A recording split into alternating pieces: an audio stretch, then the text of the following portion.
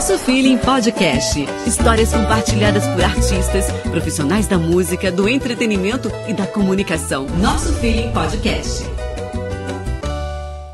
Olá, pessoal! A gente está aqui com o Nosso Feeling Podcast começando. Antes de fazer todo o approach, Felipe Borba. Sim, olá. Eu sou Luiz Heine. Eu sou Felipe Borba. E a gente fala aqui sobre comunicação, mercado de música, todo esse universo, nos bastidores também no front, que eu sei que você que está do outro lado gosta muito de saber. O negócio é o seguinte, antes de começar, sobre a nossa convidada de hoje, já faz aquele pedido, Borba. Já. Por favor, se você gostou, se você conheceu, se você não conhece ainda, ativa o sininho lá para você acompanhar, para você ter, né, mais conteúdo da gente chegando. Agora, se você não gostou, fica quieto, não custa nada ficar quieto, não fala pra ninguém, não estraga o nosso prazer. Deixa crescer esse projeto, né, bonitinho de meu Deus, que a gente tá botando aqui todo o nosso amor. Verdade. Porque música é um mercado que tem crescido demais hoje no Brasil. O Brasil, inclusive, estando na 9ª posição do ranking mundial. A gente tem faturamento aí de bilhões, de 2,8 bilhões. País muito grande. Então, cresceu em 13, alguma coisa por cento. O ponto é, quando a gente fala de música, Borba, a gente não fala só da música das majors, a gente fala de música independente também alcançando faturamento de metade, de 4,5 bi no ano passado. E aí, a gente pode falar que, inclusive, uma coisa que me deixa feliz de receber uma convidada é que a gente tem mulheres nesse mercado fazendo toda a diferença, levantando, inclusive, pontos muito importantes. Fazendo a diferença. É isso, fazendo a diferença.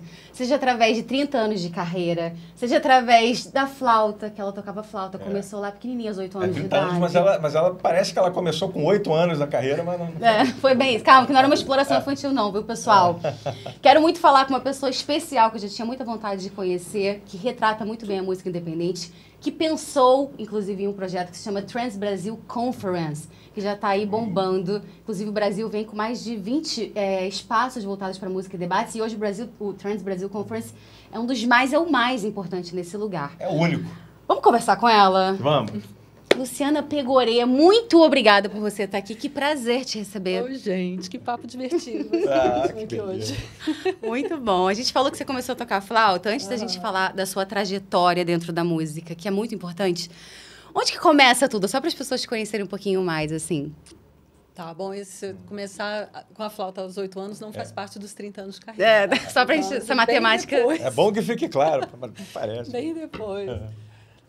Eu fui criada num lar muito musical, né? Meu pai... Em Brasília? Em Brasília. Não tinha músicos na família, mas meu pai é um apaixonado por arte, por música. Então, a gente sempre escutou muito dentro de casa. E meus pais, né, quiseram que a gente fizesse de tudo. E Brasília proporcionava muito isso. A gente fez teatro, dança, esportes e música. Né? Lá tem uma escola de música, que até foi interessante, que como eu estudei lá aos 8 anos de idade, e esse ano fui lá dar aula, né? Que massa! Foi muito legal. Não de flauta, mas de music business, né? Mas não sabe tocar flauta? Toco flauta. Agora eu toco com os meus filhos, né? Eu tenho um filho que toca violão, minha filha toca piano, e a gente, de vez em quando, brinca em casa. Faz uma banda. Assim, Só brincar em casa porque não dá tempo. Belle de Sebastian, né? A banda que tem uma flautista, acho que é Belle de Sebastian, tipo isso. Daqui a pouco tem disco lançado. Não tem mais tempo para me dedicar à flauta, quem sabe quando eu me aposentar, né? Mas uma coisa que eu aprendi com os meus anos de música e de instrumentista é que que nem andar de bicicleta, né? Você pode estar sem prática, precisar fazer aquele exercício e tal, mas você não esquece. E a música, como ela é sentimento, experiência, emoção, quanto mais você agrega a sua vida, a sua pessoa, as suas experiências, a sua vida corrida, melhor a sua música é. E a flauta então, precisa eu desestressei de embocadura ainda? Precisa. Isso você não perde jeito. Então, essa é a parte dedo que você... fica duro. O dedo fica duro, a parte do som você perde um pouco e tem que treinar. Mas todas as vezes que eu precisei fazer um concerto, alguma coisa assim, 2 semaninhas de prática já volta bastante, assim. Aí eu desestressei e falei, quando eu tiver tempo eu volto para isso, porque é muito angustiante. Você querer, já toquei melhor, né? E não estou tocando tão bem assim, mas eu estou tantas outras coisas que não dá. Eu preferi deixar ali quietinho, tá lá minha flauta na minha sala, do lado do piano. A flauta é algo mais, não é aquele vazio que ficou, é algo mais que você tem, que você tem tantas outras coisas que preenchem sobre a música, que isso aí... Ela fez parte da minha formação como profissional, porque o fato de eu saber ler música, né? Ler partitura, ter tido essa vivência de instrumentista, tanto no palco quanto como estudante, tudo, facilita a comunicação com as pessoas do mercado, né? Com músicos, com artistas. Então, você vai num estúdio, você entende que aquela frequência está errada. Então, você consegue ter essa visão, assim, Luciana? Você ainda vai absoluto. por esse lugar. Não, nem é ouvido absoluto, mas ouvido de músico, né? Sim. O ouvido de músico é diferente. Eu até estava no Midem. Que chamam até de ouvido relativo, né? Que é o ouvido onde você percebe a nota musical. Porque o absoluto, ele tem uma diferença entre você conseguir exatamente achar os pontos da nota, a construção certinha, né? O relativo... Nós temos ouvido relativo, né? E algumas pessoas têm esse ouvido absoluto que ele identifica o dó médio. Você fala... colocar uma nota, ele sabe exatamente qual é aquela nota. Isso é algumas pessoas têm esse dom. Não é o meu caso. Mas... as frequências, né? Sim. Eu estava no Midem uma vez e teve uma sessão lá que era que o palestrante, que era até amigo meu, me chamou para assistir, ele estava fazendo essa experiência, se as pessoas iam conseguir ouvir a diferença de um MP3 para um áudio WAV. Se um áudio analógico para um áudio digital. Então, ele estava fazendo essas experiências. Aí ele fez a experiência e aí perguntou quem percebeu, qual é a diferença, não sei o quê. Sei lá, tinha umas 30 pessoas na sala, 3, 4 levantaram a mão. Eu e mais 3 que eram músicos. Então, existe realmente esse preparo do músico para ter essa percepção mesmo auditiva, que é diferente. Isso era até uma discussão legal sobre o áudio analógico, digital, porque eu me lembro que no início, no rádio, tinha essa preocupação. Não, mas é muito comprimido, o ouvinte vai perceber. Aí, o ouvinte, às vezes, ouve numa caixa mono, ele não vai nem perceber se é estéreo. Então, tinha essa discussão sobre esse tipo de compressão do digital. Depois a gente vai falar da inteligência artificial, que também que gera já uma dúvida que logo, não sei se você concorda ou não, que logo depois vai achar o seu lugar para todo mundo no mercado. Mas vamos lá, que a trajetória dela é... Esse ponto que você falou é legal em relação à volta da venda de vinil, né? Por exemplo, no crescimento aí também de 136% no ano passado. O quanto que as pessoas buscam... Você falou, né, sobre essa questão de percepção de áudio. Eu estava vendo um vídeo que pega o disco, põe para tocar, né? Depois o CD e depois o MP3, né? Como o streaming, por exemplo. E quanto que você consegue captar, até pessoas comuns que não trabalham com música, a diferença entre a sonoridade. Tipo, o som muito mais aberto, né? Em termos de compressão. Eu acho que as pessoas, talvez... Não sei se você concorda, Luciana. Têm buscado som mais de qualidade, assim. De ter essa experiência musical. Que é algo como você, como música, já naturalmente tem, assim. Você é uma entusiasta do vinil para ver diferença? Sim. Eu tenho. Para você, qual é o fundamental do vinil? Por que o som é melhor?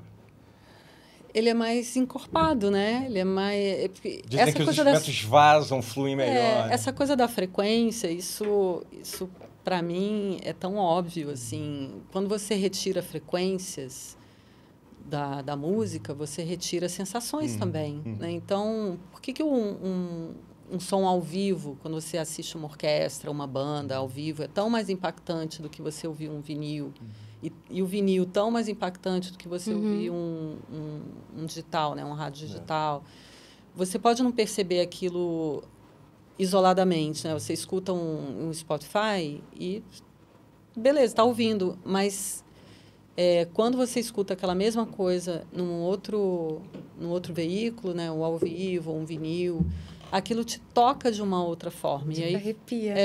E aí você percebe que tem algo diferente, né? Os engenheiros... Tem a ver com memória afetiva também, né? Talvez. Por exemplo, a geração A gente tem do meu frequências, filho, né? A gente não fala de aura, né? Não fala dessas coisas. Sim. Os engenheiros, eles esquecem, por isso a coisa da inteligência artificial, eles esquecem que ser humano é ser humano, não é máquina. Verdade. O ser humano, ele tem mais do que só o carbono, que é a matéria física. A gente tem frequências, tem aura, tem todo com uma complexidade energética mesmo, né? Tem campos... uma física quântica ali. Campos de absorção.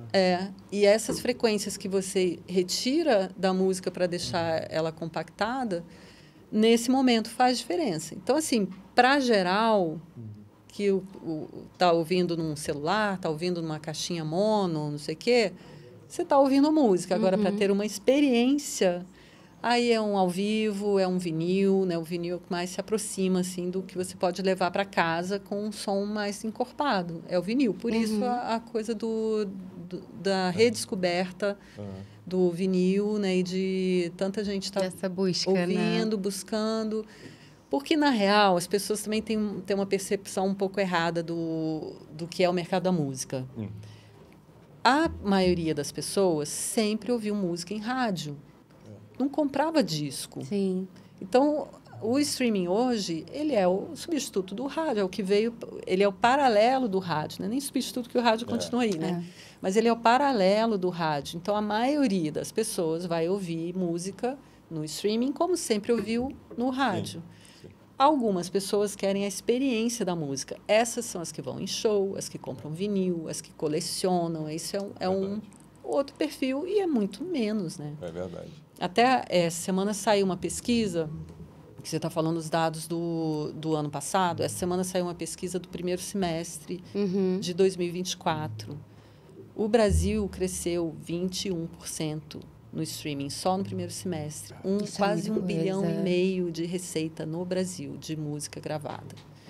O vinil cresceu também, consumo 20 e poucos %, né? Eu tô incluída nesse grupo, Luciana, que agora eu tô viciada. Agora tá, eu fui mordida de novo por esse bichinho, porque eu sou ali dos anos 80, do finalzinho, então eu peguei a época de disco, né, num outro lugar.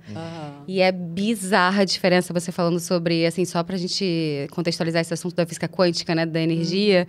A primeira vez que eu botei, isso foi semana passada, né, que eu ganhei a vitrola. Então, a primeira vez que eu coloquei, eu ganhei junto com o álbum do John Mayer, que é o primeiro álbum dele de 2001. Então, eu consegui ouvir, assim, todas as nuances da música e eu comecei a chorar. Claro que tem uma questão de memória afetiva, porque é a época que eu ouvi o álbum, mas, assim, eu comecei a chorar porque é isso, de arrepiar. Tem todo um envolvimento. Aquilo te envolve energeticamente. E é exatamente o que a Luciana estava falando, sobre os engenheiros não perguntarem né, o que o ser humano acha da tecnologia. Tinha um operador, Ricardo Bento, que trabalhava comigo há muito tempo, e há muito tempo ele falava exatamente isso, quando começaram a falar, mas os engenheiros melhoram, tiram do vinil para o CD e você volta para o vinil. Ele falou assim, mas ninguém perguntou se eu queria. É exatamente isso que você está falando. Ninguém perguntou se eu gosto assim, se eu ouço melhor assim. O operador ele sempre dizia isso, exatamente da maneira que você fala e colocou aí. Muito legal. Sim. Tem um livro que chama Porque a Música Ficou Grátis. E aí ele conta como foi criado o MP3. E a coisa que mais me chamou a atenção, o tal do engenheiro lá, Brandenburg, o nome assim, ele falou assim, o ouvido não percebe essas frequências aqui, assim. Não, elimina as frequências. Gente, o ouvido físico não percebe, mas e o ouvido sensorial, né? Espiritual ali, né? O sensorial do ser humano percebe, né? Sim. Então, não tem jeito, assim, as coisas são cíclicas, né? As pessoas adotam as novidades, a massa vai sempre estar ali na novidade, mas sempre vão ter aqueles que vão buscar o especial, o diferente. Isso aqui é a beleza do mercado, né? Poder oferecer isso tudo para as pessoas, né? Luciana, falando da tua trajetória, né? A gente fez a brincadeira dos 30 anos, mas de fato, sim. E você percorreu por várias áreas da indústria, né? Em gravadora. Queria que você contasse isso um pouco pra gente fazer essa introdução na sua história. Porque são várias dúvidas em relação às suas percepções do mercado, do que ele era e o mercado do que ele é hoje. Quando você entra aí na Warner, como é que foi esse mundo? Porque você vinha, né, como a gente falou, da flauta, de uma experiência muito mais pessoal, como pessoa física. Acho que defensora ali da música clássica, do jazz, que eu também sou muito, inclusive. E quando você entra em gravadora, qual é o primeiro choque, assim, que você tem? Do tipo, uou, esse mercado... Em uma outra época, inclusive. Então, qual é a primeira percepção que você tem, assim, sobre a indústria fonográfica? O choque hoje seria bem maior. Né? Na época ainda era bastante interessante, assim, até tinha uma variedade grande de trabalho com gêneros, né? Então, eu saí de ser flautista, assim, fiz faculdade de comunicação, junto com o FRJ, né? Flauta transversal. Então, meu universo todo muito sofisticado, assim, música clássica. Meio erudito, né? Tudo meio erudito. Quando o Luciano queria que eu enchesse o copo d'água de uma moça fina aqui. Tinha que ter um vinho tinto aqui, né? A gente já conseguiu um patrocínio de um vinho tinto, de um DV Catena aqui pro nosso... Desculpa te interromper. E aí, meus primeiros experimentos, assim, né? Vou ser musicista, só que eu tinha comunicação junto, tinha um monte de coisas ali que não dava para ser só musicista. Musicista é uma coisa muito específica. O músico, ele tem que ser muito focado numa coisa só. Ele tem que ser um apaixonado pelo instrumento, pela música, só quer viver e respirar aquilo. E olha que eu conheci muitos músicos sensacionais e é exatamente isso, né? E às vezes você focando naquilo, você descobre que você talvez não seja tão bom quanto tal pessoa. Não estou falando do seu caso, estou falando que eu me lembro muito daquele filme o Amadeus, do Mozart, e o Antônio Salieri. Deus é tão cruel que me deu a capacidade de entender o que ele está fazendo, mas não deixa eu chegar lá. É mais ou menos isso. Você estuda e chega. Esse filme é incrível. É incrível esse filme. E aí fui procurar o que eu ia trabalhar, porque ser musicista não era, eu percebi que não era uma opção. Aí acabei indo trabalhar na Delarte, que é uma empresa que realiza eventos internacionais de balé, de música clássica, e ali eu me formei 3 anos ali, de sair da faculdade, 3 anos, para mim aquilo foi meio que uma pós-graduação. Uma escola ali, né? De aprender a trabalhar, né? Sim, então foi ótimo. E dali eu fui para a Warner, porque a Warner me chamou para gerenciar o repertório clássico e jazz, né? E aí, beleza, era um universo totalmente diferente.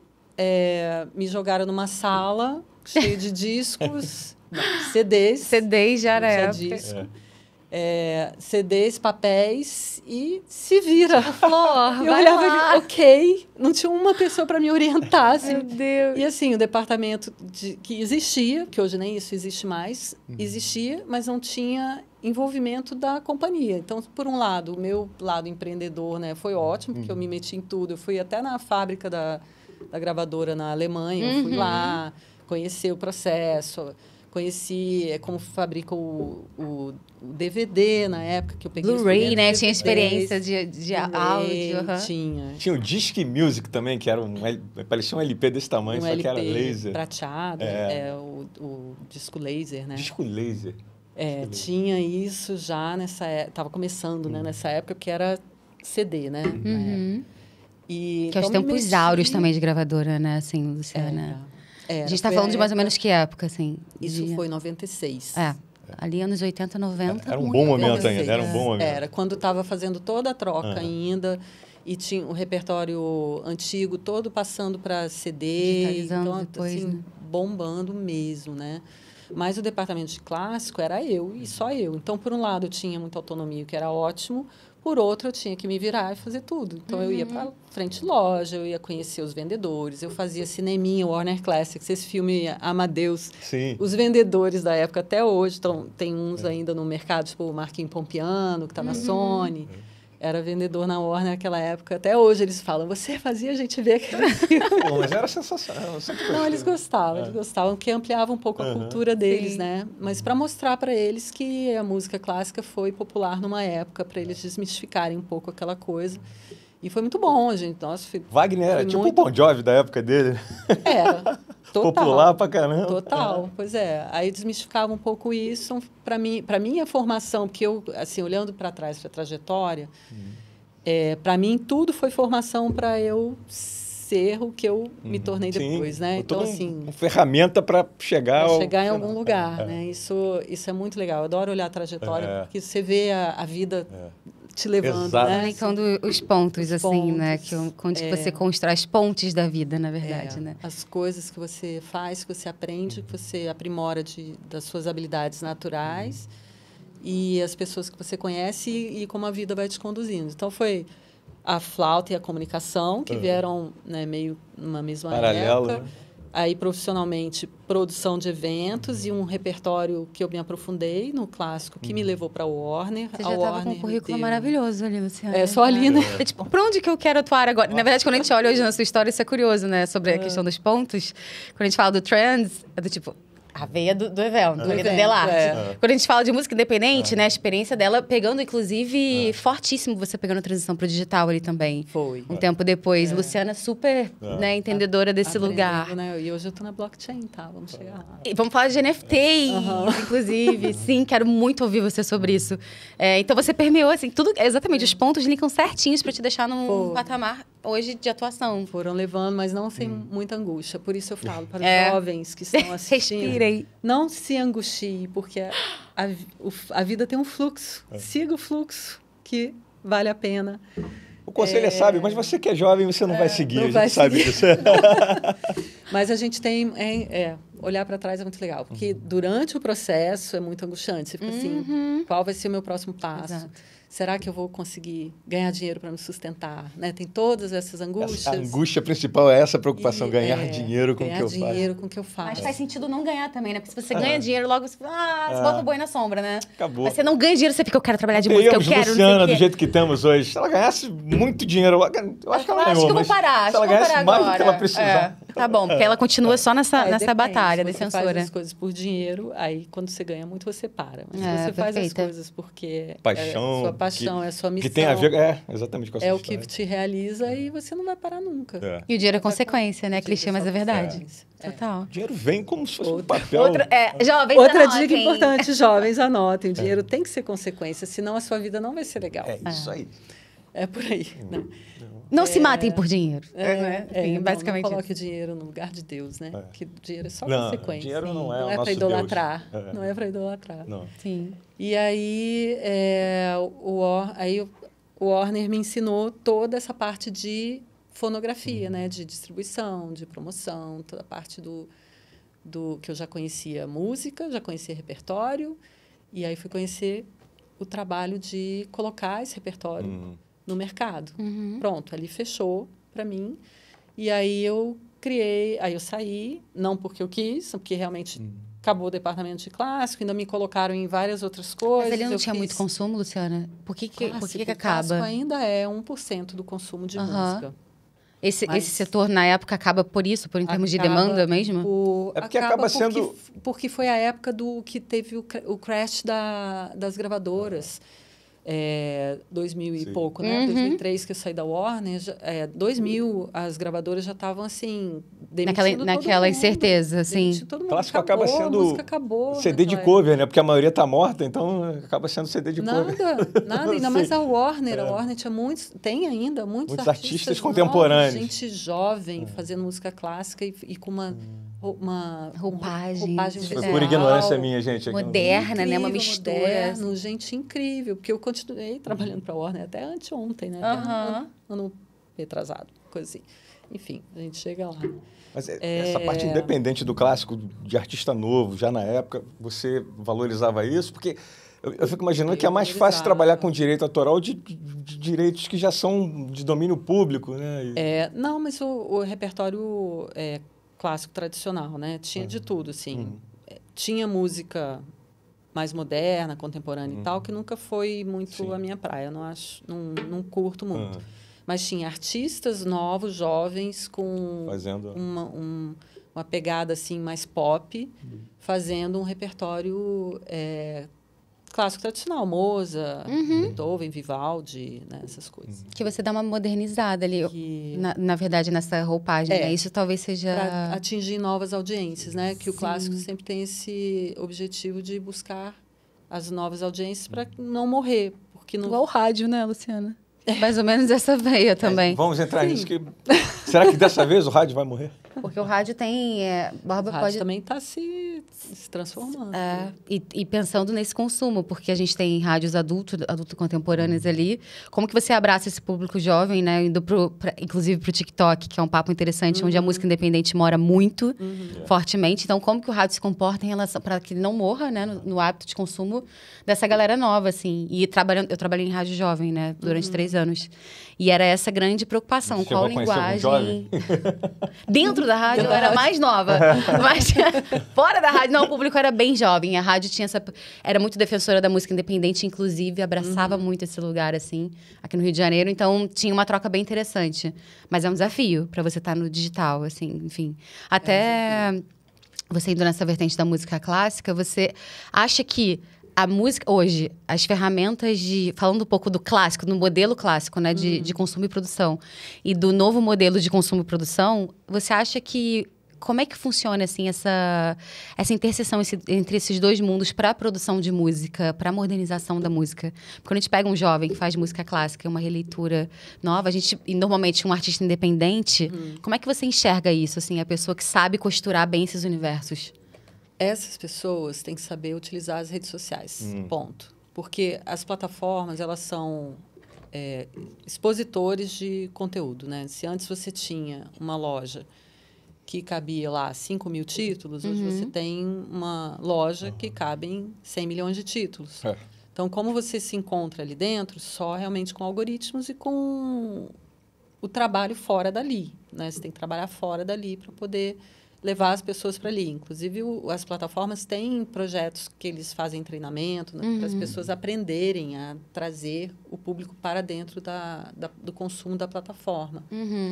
A música clássica, em especial, ela perde muito, né, no streaming. Perde bastante.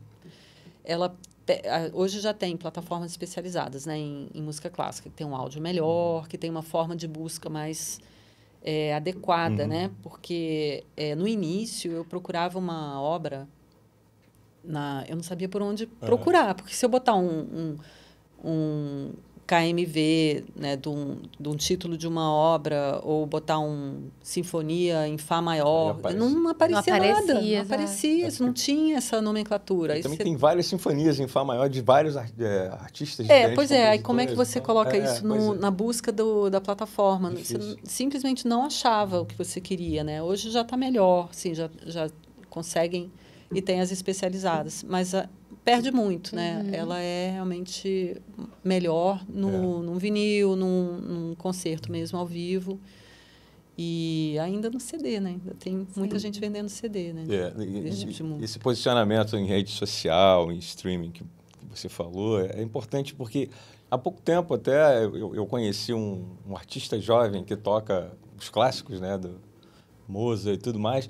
Eu acho que todo mundo já deve ter visto isso no Instagram, YouTube, onde ele senta num lugar e começa a tocar no piano, aí uma pessoa pede para cantar. Isso é maravilhoso. Já vi tudo bem, a gente sabe isso. que é tudo combinado, mas é maravilhoso, porque transforma a música que você não tem acesso em algo que é legal, é popular, eu gosto. Atrair as pessoas por essa. Eu já vi muito disso também, é muito interessante. Tem muitos canais de artistas clássicos, de instrumentistas clássicos que sabem trabalhar bem a rede social. Aí os concertos deles explodem, a música deles estoura, assim, que é saber usar essa linguagem, né? Que é diferente. E esse consumo de música clássica, ele aumenta um pouco, na verdade, na pandemia também, numa faixa etária de 18 a 35, na busca por uma calmaria, que era o que a gente estava falando sobre as sensações, né? Calmar o espírito, é verdade. As playlists mais novas. Playlists de mood, né? Exato, lo-fi ali também, de jazz. De clássicos. Meditação, né? Aí vendeu muito clássico nessa época. Aumentou bem o share de clássico nessa época. Foi interessante. Luciana, em que momento você sente esse desejo, necessidade, chamado para entrar mais na música independente? Você que vinha de gravadora, né? Você passou 7 anos na Warner. Eu queria que você falasse um pouco desse momento profissional, assim. Sim. Eu passei 7 anos na Warner doida para ter a minha empresa. Porque eu já foi um laboratório para você Foi um laboratório, foi. Por isso que eu falo que essa trajetória foi um laboratório para eu ficar independente. E aí, em sendo independente... Isso aí, jovem, experiência nenhuma é em vão. Nada do que você passa na sua vida vai ser jogado fora. Nada. Eu ensino isso para os meus filhos, né? Nada. Para tirar um pouco da angústia que eu vivi na minha época. Na leve o processo. Tem que ser leve, porque é para ser leve, né? Sim. A gente tem que se entregar às experiências que é o caminho da vida, né? Mas eu fiquei esses 7 anos aprendendo como fazer aquilo ali, com medo danado de sair. Mas aí, sei lá, 1 ano antes de eu sair, eu estava fazendo um MBA, montando justamente o plano de negócios para para o meu selo de música clássico e jazz, que é Delira Música, né? Que foi um selo que ficou 15 anos trabalhando repertório instrumental, repertório mais sofisticado, assim, e que teve uma relevância importante, assim, na época. Saía capas de jornal, na época tinha essa mídia, né? Que hoje não tem mais também. Então, tinha veículos especializados, tinha críticos especializados. Caderno, existe. A gente estava sempre 5 estrelas. Legal. A gente tinha um repertório, assim, muito... Como referência nesse Como lugar. referência. Uhum. Tinha, assim, era uma referência. Foi muito legal. Mas esse momento da decisão, né? Vou jogar a minha vaca no brejo e o que vai ser depois, dá medo. Dá medo. Sempre. Mas eu estava preparada para esse momento, né? Eu tinha o fato da estrutura da Warner não dar atenção para o meu departamento me ajudou muito, porque eu fui obrigada a conhecer todo o processo e conhecer as pessoas envolvidas naquilo. Então, eu conheci os compradores das lojas, conhecia as pessoas da mídia, eu já fazia entrevista em rádio, já fazia programas Você estava apreensiva, mas você estava muito segura do que estava na sua mão. Eu tinha muito know-how assim, naquilo que eu sabia fazer bem. Eu sabia fazer, não era assim que eu ia ter que aprender. Eu sabia e eu estava focando num nicho que era pessoas como eu, que consomem aquelas músicas que eu consumo. Então, eu sabia como me comunicar com essas pessoas, né?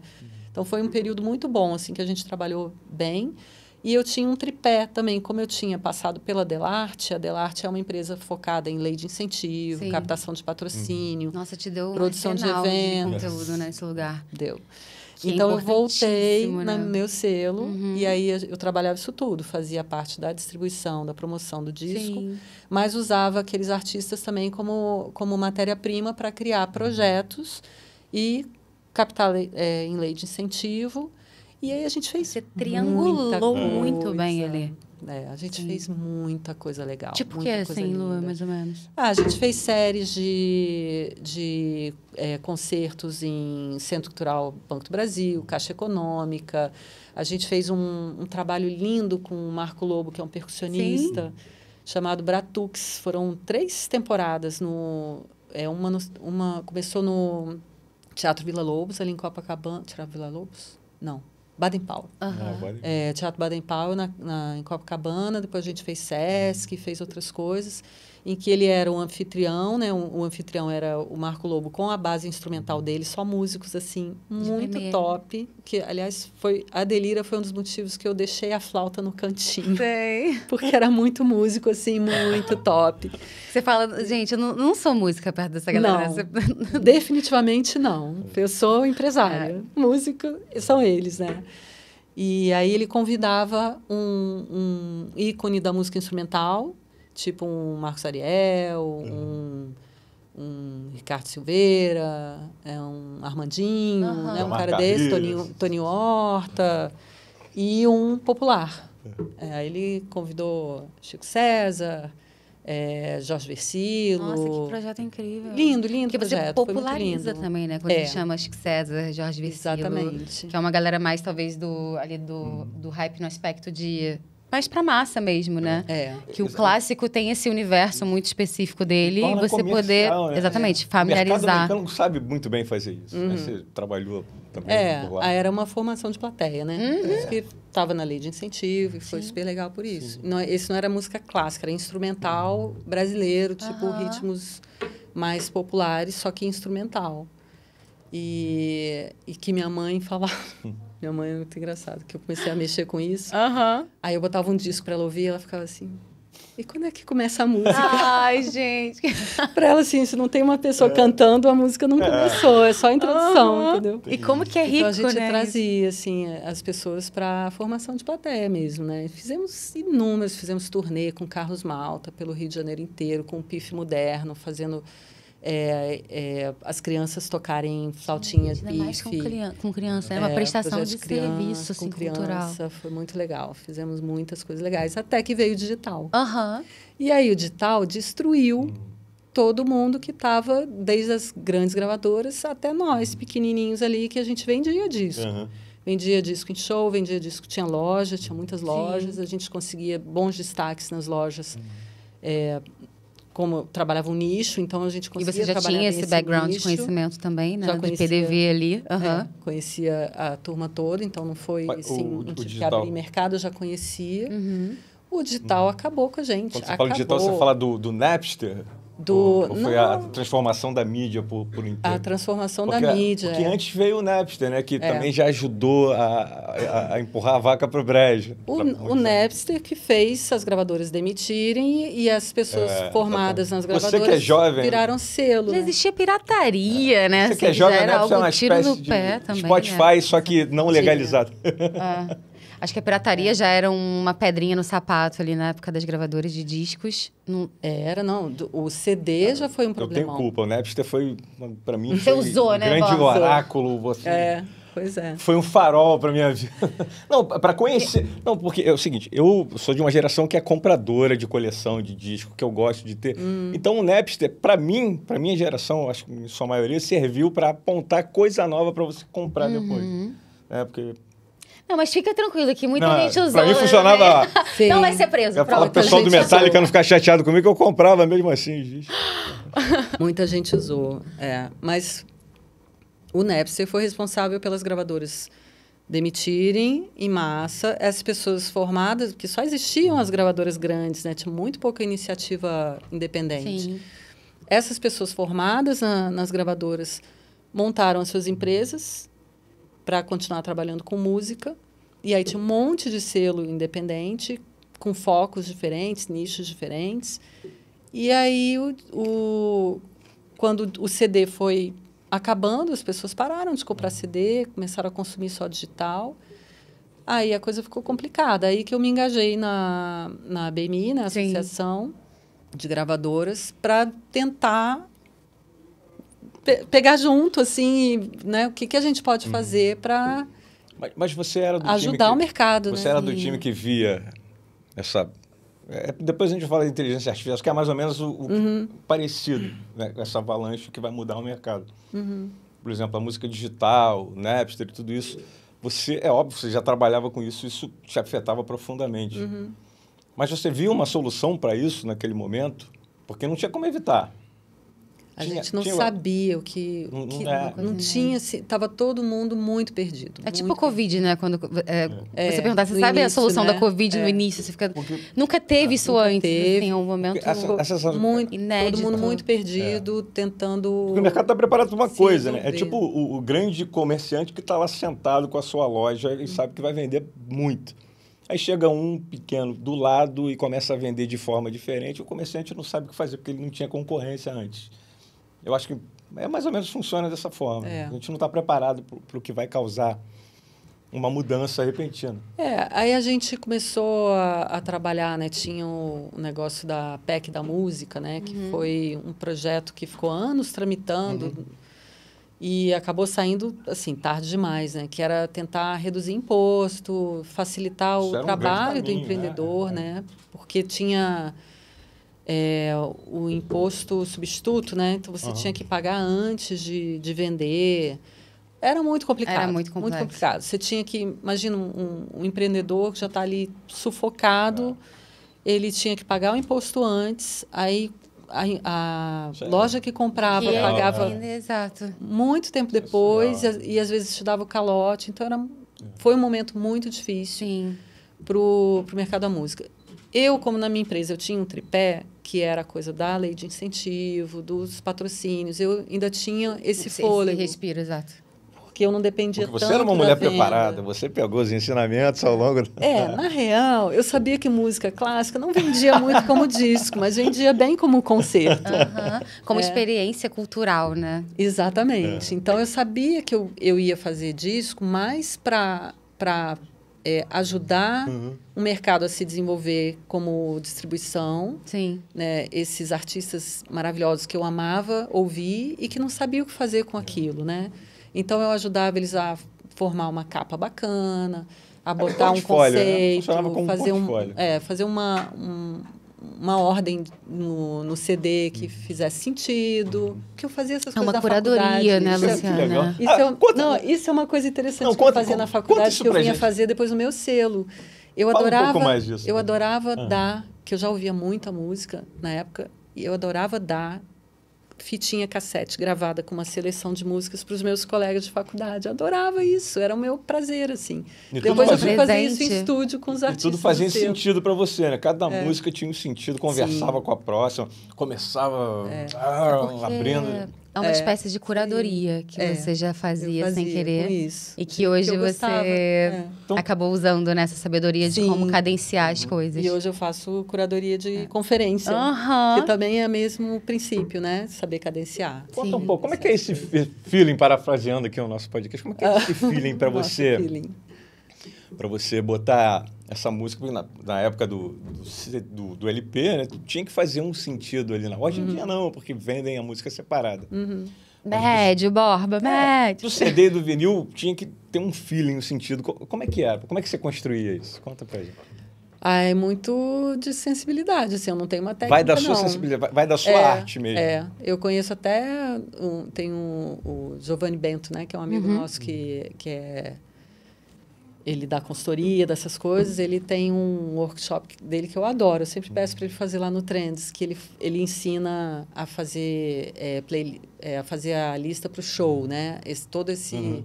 Como você montar um show set que seja list, impactante e tal, ele ensina a fazer Mas é isso. sempre voltado para show, Luciana? Que No dá. caso dele é voltado para show. Mas eu tinha, eu não sei como eu fazia. Não eu só sabe. sentia, eu falei, essa música vai aqui, essa aqui. Isso Eu mexia, sabe? Botava no computador e ia Você mexendo. sentia, não, essa música casa com essa, né? Essa aqui tá brigando com era essa. bem de sensibilidade, de... Conta uma história ali. Não tem E você muita técnica, escolhia- não. Se tivesse que ensinar, eu não saberia. Não Você dá escolhe- para dar um curso ainda. Não, mas tem certas Não. coisas que né, não tem jeito, está dentro da gente, funciona dessa forma. E É de a capa, conhecer mesmo, né? Você escuta É, tanta música, é isso, tanta música na sua vida toda. Você sabe como funciona, como é. Você não sabe dizer porquê, mas sabe que funciona daquela Que é uma forma. coisa que falta hoje, tá? Vou dizer, aí Exato. falando de indústria e do modo geral. Quando eu fui trabalhar na Warner, eu tinha uma bagagem musical muito acima da média, por causa da minha experiência de lar mesmo, do meu pai. Meu pai tinha uma biblioteca enorme, discoteca enorme, ele é louco, assim, por arte e literatura Sim. e tal. E então eu lembro uma vez, foi muito engraçado, que eu não percebi. Eu sentava minha mesinha aqui do clássico e tinha a mesinha do rapaz que fazia a seleção de compilações, né, de projeto especial. Então pegava todo aquele catálogo da gravadora e ia montando séries e tal. E ele ia botando a música e eu cantando a música do lado. Fazendo meu trabalho e cantando a música do lado. Umas coisas assim, da década de 30, 40, Sim. até e nem ia, né? Que você tinha referência do seu pai, né? Porque eu de vi isso em conhecer, casa, né? aham. Eu vi isso em casa desde pequena. E quando você ouve tudo que você faz de pequeno, aquilo fica entranhado em você, né? Desenha quase Não que o seu sai. DNA, assim, né? Seu aquilo perfil. faz parte da sua Não construção. sai. Aí eu tô lá, sei lá, ficou uma meia hora assim, daí a pouco ele parou de tocar e olhou pra mim. Cara, você nem percebeu. Eu tô aqui trocando de faixa em faixa, você cantou todas as músicas e eu tô só te testando e você cantando todas as músicas. E eu olhei assim. Ele pegava essa, ela não vai cantar. Hoje em dia você bombaria, inclusive, no TikTok, no Instagram, se ele te filmasse, dava até um reel. disso. Pois é. Hoje eu já não conheço mais as músicas de um tempo pra cá. Eu parei de Aham. acompanhar, né? Sim. Mas eu acho que falta muito nas pessoas que fazem música hoje, que promovem música hoje, esse conhecimento, essa bagagem musical. Porque muita gente fala, isso aqui é genial. Você vai olhar, isso já foi É feito. uma referência. Quase que uma coisa. Aliás, é por muito, isso que a gente, quando chega um certo período de vivência da vida, a gente para de escutar coisa nova, porque a referência é tanta, que você já ouviu isso antes. Eu já ouvi isso antes. Então, você Já. não consegue identificar uma novidade. Fica sem com graça, facilidade. né? Rola Fica sem uma graça. nostalgia, às vezes, também, né? Musical. você já ouviu isso Um antes. saudosismo também. Aquilo da minha época era bom. É. Né? Hoje é uma Também, cópia. Acho que também. também rola isso, Mas assim. é impossível não ter referência. A gente sabe que tem Quando, que ter. quando a né? gente vê Claro. algo bom, assim, a gente identifica, né? E tem coisas Tem, boas sendo feitas claro e tal, que mas eu não estou acompanhando mais, assim. Não, sei lá, perdi. Eu fico lá nos meus vinis, a gente também vai cansando de novidade, né? Sim. Sei lá, acho que é. Vai, Ainda mais isso é quando a bom. gente Acho que é da vida, trabalha né? muito com música, né? Tem um momento que a gente...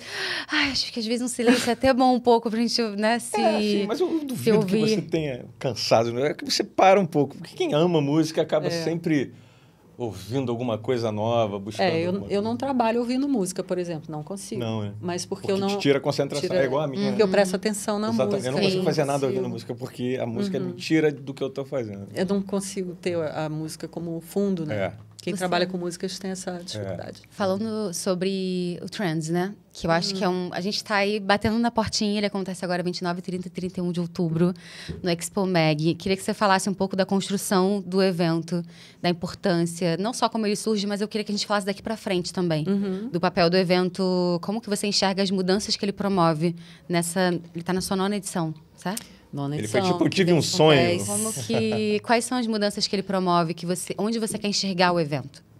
Quais são as transformações que você vê com ele? Então, quando eu comecei a fazer o evento, foi nesse momento, assim, de que a gente estava em terra arrasada.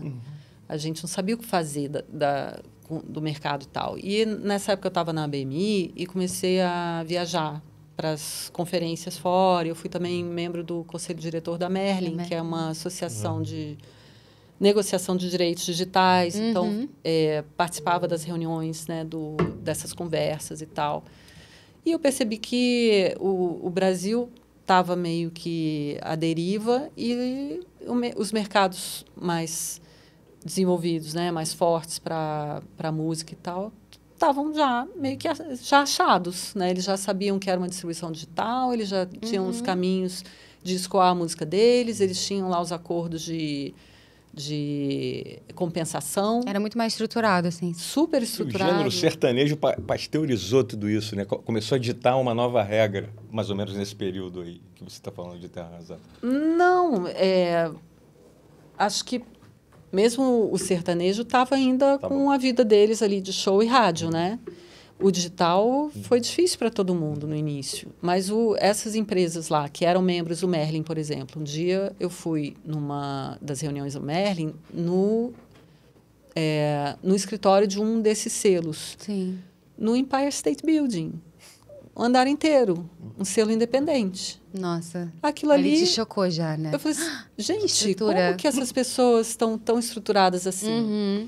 E aí que eu resolvi, falar, o Brasil precisa começar a conversar sobre esses caminhos e o que está acontecendo. Sim, e tal. gente, mas quando você fala de trends, quando abre, né, essa questão das vendas, você já sente a vibe diferente. Você fala, ok, o tipo de experiência que eu vou ter ali, ela é muito única. Então, isso que você falou é total. Assim como, por exemplo, quando você fala, vamos abrir um podcast de música, né? Existem outros. Mas qual é a cara que a gente coloca, né? Qual o DNA que a gente coloca ali? Qual o amor e a entrega da nossa autenticidade? Então, acho que vocês conseguem passar muito bem essa ideia, assim. E tem muito de você nesse lugar. O Trends, ele tá muito bem amarrado, né? Assim, tá muito... A gente conhece o Trends e frequenta, e a gente olha, às vezes, pelo cantinho e vê a Luciana sentada lá assistindo a cada palestra que ela pode, estando presente com cada um. Cumprimentando, trocando uma ideia. É isso que ela fala, é o toque. É o anfitrião, né? Tem um anfitrião ali. É, o anfitrião, exatamente. Tem ali, tá ali presente. Tá ali o olho do dono ali. Você tá em cada processo e cada... É o que eu falei para ela, cada escolha dela... É óbvio que os funcionários são muitos, mas a maioria está ali voltada para aquilo, entende o que é o evento, entende as pessoas que estão ali. Isso sempre me deixa muito emocionado. Cada vez que eu posso estar lá, eu vejo isso, vejo essa entrega. E interessante também é que o evento sempre aponta para um futuro bem próximo, bem distante, não é próximo. Eu me lembro que, se eu não me engano, foi em 2017, foi logo no início, que eu vi um painel sobre o TikTok, sobre a música do TikTok ditando... Ninguém nem sabia o que era o TikTok. Não estava em alta. E tinha um painel ali dizendo que aquela rede social chinesa ia ditar o consumo da música mais para frente. Olha, quem é que imagina isso? Isso no Trends, né? Que foi, era o painel. Tava lá. Eu não sabia nem, não tinha nem esse aplicativo ainda. Mas tem, Borba? Danças no TikTok? Não danço. Não. Mas tem coisa muito boa além de dança lá. Tem outras coisas lá também. Tem muita pesquisa, né? Assim, muito vídeo bacana. Agora, não só de Trends vive a Luciana Pegorê, né? Pois é. Temos outras empresas e outras iniciativas. Ela vive porque ela faz tanta coisa que... Ela vive em Teresópolis, fica- Bob. é Ela verdade. toca flauta em Sim. Teresópolis. Tem essa vantagem. Os Eu filhotes. Eu não pego trânsito, eu não E aí, pego estresse qualidade da de cidade vida grande. realmente. Aquele Isso friozinho ajuda. de serra gostoso. Friozinho de Bota só um serra. jazzinho na vitrola ali, o Sim, café quente. A piscina no quintal, fui lá tomar meu sol. Que delícia, que delícia. Fala um É, pouco tem essa sobre esses novos, os novos projetos que você tem, né? Você falou dos chains, né? Dos NFTs. Você também tem uma espécie de uma startup, né? Que fala um pouco sobre as soluções para o mercado de música. Enfim, queria que você contasse um pouco dessa história. Importante. Então, eu me apaixonei pela blockchain, né? Já foi a primeira conferência que trouxe o tema blockchain foi a Trans Brasil Conference, em 2016 ainda. Trouxe especialistas para falar sobre isso, estava me encantando com o negócio. E aí, em 2020... Blockchain. 21, Blockchain. Blockchain, você que não conhece, assim como eu, Você não conhece. queria uma aula. A blockchain foi a infraestrutura que foi construída para viabilizar o Bitcoin, para viabilizar a existência de uma moeda digital. E é incrível a história do Bitcoin. Enfim, me encantei com o negócio da blockchain, a possibilidade de transferir distribuição de música para um lugar, um ambiente digital, onde você pode ter trocas descentralizadas, onde você pode dar o valor da sua música. Porque, na real... Funcionar como um tesouro, né? Como eu chamo de figuras. Que você fala. Isso é uma parte né, do que é. Porque existe um universo tão gigantesco vinculado à blockchain, que começou com a coisa do NFT, começou com Bitcoin, migrou para os contratos inteligentes, e aí veio o boom dos NFTs, que era basicamente especulação financeira, né? Por isso que deu o boom, aqueles valores loucos e tal. Mas não inviabiliza, né, o fato de que é um espaço onde você pode criar, porque as coisas estão muito em desenvolvimento ainda, mas conceitualmente é uma forma de você descentralizar a distribuição de música com muito mais segurança, transparência e o artista podendo ditar o valor da obra dele. Porque aí a minha coisa do independente tem muito isso. Eu vejo com muita preocupação essa hegemonia do streaming, porque o streaming não é um veículo, uma forma de comércio de música que favoreça todos os gêneros musicais. E que todo mundo também escute, né? Não é só no streaming que as pessoas escutam música. Eu acho que esquecem disso. Não é só em relação ao Spotify, Deezer e Tidal, etc. As pessoas escutam música ainda, se a gente for ver em proporção de Brasil, porque a gente fala de uma bolha de metrópole, onde, beleza, as pessoas têm internet, etc. Mas interior do Brasil, etc., a gente tem rádio, tem gente que escuta ainda MP3. Então, não é como se fosse também só se ligar em algoritmo, só num modelo de negócios voltados para streaming, né? Mas a indústria adotou esse modelo. Perfeito, então, você veja... Como única verdade, assim, né? E 99% da receita da indústria fonográfica, desse relatório liberado essa semana pela ProMúsica, vem do streaming, 99%. Isso significa que a indústria está toda devotada para esse modelo de negócios e abandonou todos os outros. Esse modelo de negócio, ele favorece a música de massa, porque ele é o consumo de massa, é como se fosse uma rádio popular. Sim. Então, a indústria toda, e isso major e independente, está muito voltada para os repertórios de massa, que é basicamente a música urbana e o sertanejo. Quando você vai para os Estados Unidos, por exemplo, e eu tive na conferência das gravadoras independentes agora em junho, eu não vi a mesma coisa.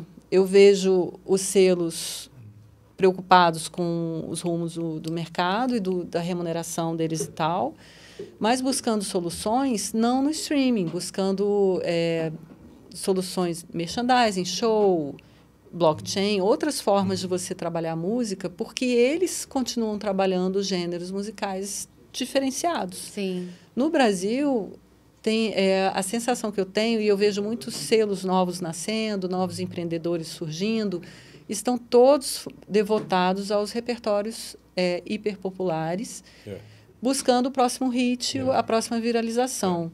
Isso é muito ruim para a música brasileira, em termos de criatividade, de você manter o que o Brasil sempre teve de diferencial, que foi a produção musical diversa e criativa. A gente não tem isso mais.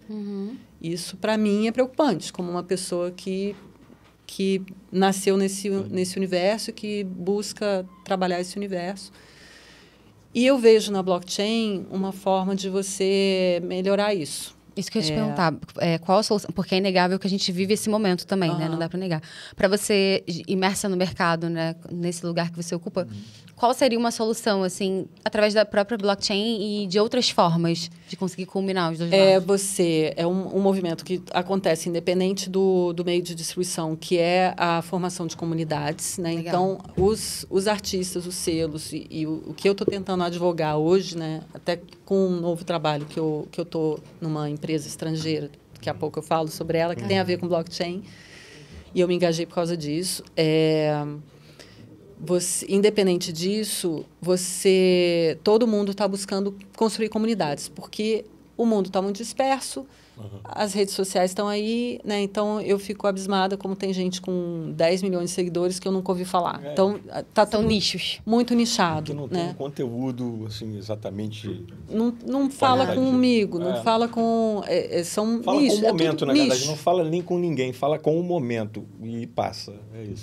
Mas tem esses nichos de né? consumo ali. As tribos, assim, as pessoas consomem esse tipo de conteúdo e conhecem aquelas pessoas. Você consome outro, aquele conteúdo nunca passou por você. Então, o que o mercado está vivendo hoje é aprender a trabalhar o digital, as redes sociais, para fins de formação de audiência. A partir do momento que você tem isso, você precisa de novas formas de comercialização do seu conteúdo, que não seja dar de graça, porque é o que a gente está fazendo. O que o artista popular faz? Ele cria essas comunidades, ele dá muito conteúdo de graça nas redes, ele variado ganha show, ele ganha bem em shows, né, esses artistas hiperpopulares, e ele ganha bem no streaming. Eles faturam bem no streaming. Consequentemente, acaba ganhando. Os outros não têm essa chance, porque o show deles não é de massa, então não ganha tanto no show.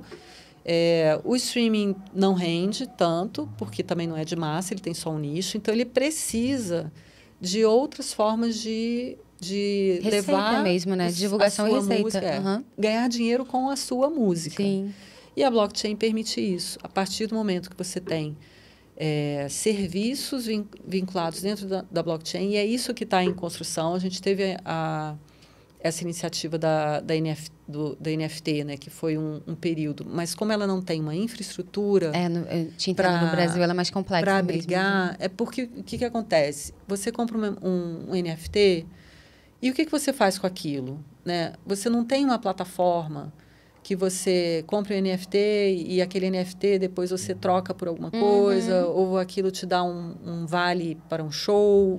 Como transformar o mundo também digital com o mundo físico, né? Tem isso também, que está ainda muito incipiente. Sim. Né? Então, eu estou observando o que está acontecendo no mundo em termos de infraestrutura sendo criada para que isso vire uma realidade. Eu estou trabalhando numa empresa que chama Revelator. É uma white label de distribuição. Sim. Que tem o software, que é um puta software israelense, né? Aquelas coisas, cabeção de israelense, maravilhoso, top, não sei o quê. Que tem a distribuição também, normal, com Merlin. E que tem a Web3, a blockchain.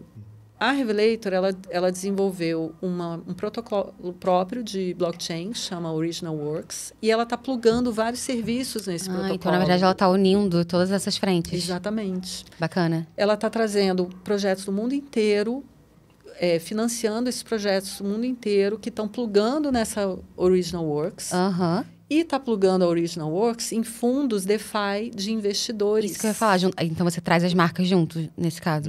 Não, investidores. Investidores você diz mais de... blockchain. Entendi. Dinheiro, gente tem dinheiro. Que pode ser em cripto, por exemplo, também. Ou em cripto. É tudo on-chain. Uhum. Então, a gente está criando um ecossistema plugado na Original Works, que inclui até a gestão de execução pública, da gestão coletiva. Eu estou ajudando eles a plugar tudo dentro dessa Original Works, para que a gente tenha um ecossistema on-chain, em que os artistas possam plugar no serviço que interessar, porque aí está envolvido, tem DSP em blockchain, tem selos em blockchain, tem games em blockchain, Sim. tem execução trilhas, pública, né? No caso de game, até em relação a trilhas. Trilhas. Tem muitos serviços diferenciados que estão sendo desenvolvidos dentro dessa mesma blockchain, que quando esses serviços estão começando a ser lançados, você vai ter uma rede, um ecossistema inteiro de consumo dentro da blockchain on-chain.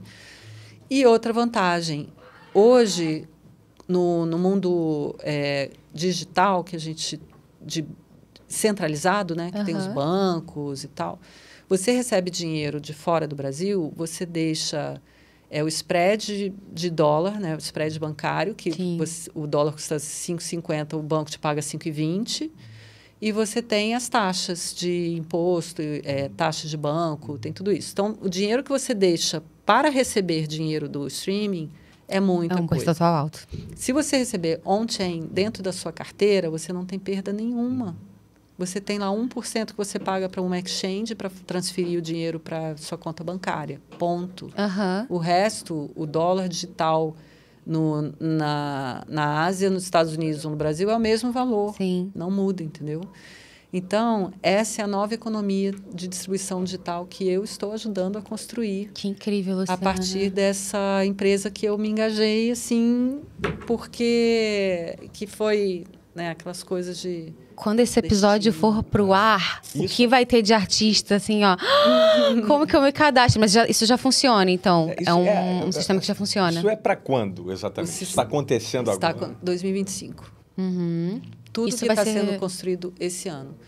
O que tem... A Revelator hoje, ela presta serviço para distribuidores como soluções, né, nesse mercado. Como solução. Então, a gente já tem vários clientes no Brasil, né? Tem a Stream, a Music Pro... O meu selo mesmo, né? Que hoje a gente tem outro selo que chama Kickoff Music, que tem mais essa pegada Web3. Tem vários. Acabamos de assinar a Workshow. Super feliz com isso. É tanta coisa contida no universo que um cara médio como eu precisa de uma explicação melhor. Como é que na prática eu vou poder, por exemplo, eu conheci tal artista, eu vou conhecer tal artista, comprar esse artista ou contratar o show ou consumir só como música? Como é que vai funcionar isso dentro disso tudo? Vai ser uma coisa só? Não, a gente quer criar um ecossistema, né? Porque o que eu senti que fez falta lá atrás, quando a gente começou a mexer com isso, era ecossistema. Você vê, os metaversos nem se conversam. Né? Então, assim, você compra um avatar dentro de um metaverso, não pode levar aquele avatar para um outro metaverso. Entendi. Então, essas coisas de você não conseguir integrar, você não ter um espaço onde está todo mundo consumindo, é um problema. Então, a hora que a gente tiver um DSP, que seria um Spotify da vida, dentro da Original Works, dessa blockchain, você pode consumir o seu artista nesse DSP. Pagando diretamente para ele. Esse DSP está na mesma rede blockchain de um outro serviço que, de repente, é um jogo eletrônico. Ou uma etiqueteria, desculpa, também. Uma etiqueteira que vai vender o ingresso do show. Um metaverso que vai oferecer uma experiência virtual. E que pode unir também essas... E você une isso tudo, que aí o cara que você plugou, você tem lá a sua carteira, você é consumidor, e aí isso tudo vai ser facilitado, né? Porque vai ter algum serviço desses que vai ajudar isso. Então, você vai comprar, você está lá com a sua carteira, plugou nesse DSP, que está plugado numa etiqueteira, que está plugado... Tudo com a mesma carteira. Então, aquele dinheiro... Você transaciona dinheiro, exato. Tá vendo? Você vai poder ouvir um vinil aí pelo seu avatar. Aí você vai comprar crédito. Vai segurar o vinil pelo avatar. Seu cartão de crédito, você compra a moeda lá digital, específica daquele ambiente, e dali você circula em vários... Você pode reverter em produto, de repente, de kit, né? De press kit de artista receber em casa. A importância de você ter também esse contato físico, de ir para show, de ter... Aí o artista ele pode construir a comunidade dele dentro de um ambiente descentralizado, e aí poder dar benefício. Aí a pessoa compra um NFT do artista... E pode, com aquele NFT, abrir uma experiência no metaverso, abrir um desconto para o show, uma área VIP. E a obra do artista pode ter uma flutuação de valor de acordo com a procura também. Exatamente. Você pode revender. Você comprou um ingresso virtual e tem um marketplace. Aí, sei lá, não vou poder ir. Você joga no mercado secundário e revende aquele ingresso. Então, é todo um ecossistema que está sendo construído dentro da blockchain. Então, eu não tenho nenhuma dúvida de que o próximo capítulo da distribuição musical é a Web3. E se você está envolvida e disse que não tem dúvida agora, eu não tenho mais nenhuma também. Eu estou enfiada nisso até a costela. E isso vai ser falado no Trends, inclusive. A gente está falando um pouco de blockchain no Trends, porque essas coisas precisam ser...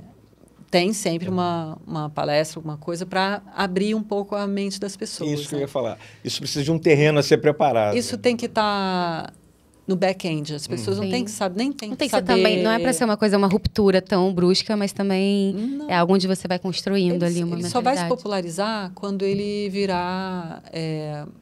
quando você não souber que você está usando blockchain. Que enquanto você precisa... entender do negócio, como a internet. Não vai popularizar. Quando você se popularizou, quando você começou a não se preocupar em conectar, em ter um aparelho. Você clica numa janelinha e já entrou. Vai ter que chegar nesse momento. Posso fazer uma pergunta, Luciana? De um outro viés? Falando sobre o que a gente disse, né, em relação de consumo de Brasil, porque quando a gente fala das blockchains, né, da internet 3.0, toda essa tecnologia, a gente fala de um consumo onde você precisa ter estrutura tecnológica para isso. E muito provavelmente sistemas israelenses, e quando a gente fala de Estados Unidos é uma outra proporção, uma outra entrega de qualidade, né, tecnológica. Então, voltando para o Brasil, como que vocês veem a entrega dessa qualidade? Por exemplo, então, quando o artista, né, existe uma criação de ecossistema, a preocupação é que exista com primor essa entrega de qualidade. Como que vocês veem, se preparam para entrega em termos de Brasil, de pessoa física Brasil, que não tem Tá falando tanto de infraestrutura tecnológica? De infraestrutura tecnológica. Essas tecnologias, elas vão... Isso é uma preocupação para vocês, né? Você já viu... Você já comprou Bitcoin? Eu já comprei Bitcoin. As coisas estão ficando tão fáceis de fazer, porque a tecnologia ela avança nesse sentido também, de usar menos armazenamento, menos energia, menos tudo, né? Ela vai se sofisticando dessa forma também. O Pix é um exemplo disso, né? Todo mundo sabe usar o Pix e tal. A gente vai chegar nesse ponto de você poder ter uma carteira no seu celular. Todo mundo já tem, né? Na verdade, seu Google carteira. Sim. Já é uma coisa que está ficando... Até eu sei mexer nisso. Vai ficando normalizada, né? O desafio da tecnologia é ela conseguir chegar nesse ponto de user-friendly, né? De você não precisar pensar para usar, você só usa. E é óbvio que o primeiro momento vai ser de alguns que vão entender, vão usar e vão se beneficiar, mas em termos de música, o que a gente está preocupado é com esses alguns, porque a massa está atendida. A massa está atendida pelo Spotify, né? A música que a grande maioria consome já está bem. Quem não está é quem é nicho, são os repertórios mais de nicho, que tem um consumidor diferenciado em vários níveis, né? Uns mais sofisticados, outros menos, mas você está atingindo menos pessoas. Essas pessoas que vão pagar mais por uma pessoa mais qualitativa ali, né? Um consumo mais qualitativo. Mais imersivo. Mais qualitativo. Mesmo esse consumidor de massa, o que gosta do sertanejo, o que gosta dessas músicas mais populares, tem também uma parte desse consumidor que não quer só isso. Ele quer o diferencial, ele quer o mais caro, ele pode e quer um acesso diferenciado, uma área VIP, um produto que só ele tenha, né? Ele tem esse desejo que não está sendo atendido. Então, mesmo os repertórios de massa vão se beneficiar desse primeiro momento, que vai ser menos gente, mas menos gente que está a fim de consumir mais coisas, de ser aquele super fã, né? Que a gente está falando muito do super fã. Que a própria Deezer, né, também criou até um espaço. Acho que os próprios streamings têm prestado atenção nesse de trazer mais para perto o seu consumidor final ali para exato. Da exclusividade do super fã mesmo. Exato, eles têm um braço ali dentro, né, a Deezer, que se chama Superfãs mesmo, que é isso, de proporcionar aquela experiência fora a plataforma, de como que eles conseguem, falando de tecnologia, mensurar qual pessoa escuta mais aquela música daquele artista, e por isso ela se torna uma categoria em que ela tem acesso a outros tipos de experiências com aquele artista, sabe? Isso aí, essa é a tendência, né? E é legal ouvir o contrapartida do artista, né? Muitas vezes falando do quanto que ele se surpreende, porque muitas vezes é um tete-a-tete muito digital, e quando ele tem essa experiência mais humanizada com o fã, o quanto que ele também se coloca no outro lugar, mais pessoalizado, mais humanizado, assim. E acho que é isso que a gente pode falar agora da inteligência artificial no meio disso tudo aí. Que é isso que talvez venham buscar para o futuro, que é humanizar mais a inteligência artificial. Não botar a inteligência para dizer o que a gente tem que fazer, e pelo contrário. A gente continuar mandando ela buscar o que a gente precisa. Ela entregar o que a gente precisa. Como é que está chegando para você Sobre isso aí? inteligência artificial, eu não me preocupo com inteligência artificial. Eu acho que as organizações de setor, né, as associações, a gestão coletiva, as associações de gravadoras, esses órgãos todos aí mundiais que regulam as coisas, eles vão achar um formato de regular a inteligência artificial de forma que não impeça a evolução, mas que também não prejudique os criadores, né? Então, isso vai se regular porque é o papel delas fazer essas regulações. Acho que a gente vai chegar, né? E, do outro lado, a criação humana é única, gente. Não tem um ser humano igual ao outro. Não tem... O ser humano ele tem uma capacidade de transformação e de inovação que nenhuma máquina vai ter. Porque a máquina, ela aprende um modelo, ela tem uma fórmula, um formato. O ser humano, nem a gente tem noção do que é capaz. Uma pessoa que você acha que não vai dar nada, colocada sobre uma situação X, de repente ela surpreende todo mundo e você fica pensando, de onde saiu isso? Né? Então, a gente tem uma máquina aqui, que não é só física, mas também espiritual, que não tem como um homem, uma criatura, criar uma coisa que vai superar o Criador. Né? Então, não. Zero preocupação. O Gilberto Gil, né? Eu acho assim, é um alerta para a gente deixar de ser máquina, porque isso sim. Para explorar o outro lado. O ser humano passou muito tempo buscando ser máquina, desde a Revolução Industrial, que precisava substituir, botar pessoas na linha de produção, e a gente continua naquele momento lá. As escolas precisam se reformular completamente, porque elas ficam criando um monte de robozinho para sair tudo igual no final da linha, e não é isso que a gente precisa hoje. A gente precisa de pessoas únicas, criativas, cada uma com as suas experiências, com as suas histórias, e com a sua contribuição única, né? E o ser humano tem essa capacidade. Então, o que a gente, como humanidade, precisa preocupar com a inteligência artificial não é com a inteligência artificial, é com a inteligência natural das pessoas que precisa voltar a ser humano, né? Eu acho que a gente perdeu um pouco isso do que é ser humano. E eu acho que usar a inteligência artificial, na verdade, para fazer essas interseções, né? De collabs entre essas criações. É como você falou, Felipe, de servir a isso. O Gilberto Gil tem uma música sensacional, que, se eu não me engano, é dos anos 70, posso estar errado, porque eu erro muito, mas é o Cérebro Eletrônico, que fala exatamente desse momento. E é de 70, que diz que O cérebro eletrônico faz tudo, faz quase tudo, mas só eu posso chorar quando eu tô triste. Que é muito bom. Essa música é sensacional. Maravilhoso. Mas é isso, maravilhoso. Luciana, muito obrigada por ter vindo. Colaboração incrível. A gente está ansiosíssimo, né, pro Trends. Sempre, todo ano. Esse ano acho que diferente, né, pelo que a gente conversou, assim, de te ver nessa criação a todo momento. Eu acho que o mercado, ele tem mudado muito rapidamente. Então, não só eu, mas como todo mundo que vai participar deve estar muito curioso para ver quais são as abordagens que vão ter lá, enfim. E saber que você está por trás de tudo isso, ainda mais com essa novidade, né, das chains, tipo... Então, eu acho que a gente deve ver muita coisa acontecendo no mercado. Ainda bem que eu tive uma aula aqui em loco, porque eu já não vou ficar tão perdido. Não vai ficar perdido. A gente já chega lá tirando onda. E a gente está com um novo espaço agora, né? A gente ficou 8 anos, porque teve a pandemia, né? Enfim, ficamos o tempo todo lá no Centro Cultural Light. Esse ano a gente está na Expo Mag, porque o evento cresceu, né? Ano passado ano passado não coube. Então, esse ano Problema a gente está bom, espaço né? maior. A gente está indo para um espaço maior, fizemos todo um rebranding também da marca, já com vistas aos 10 anos, ano que vem.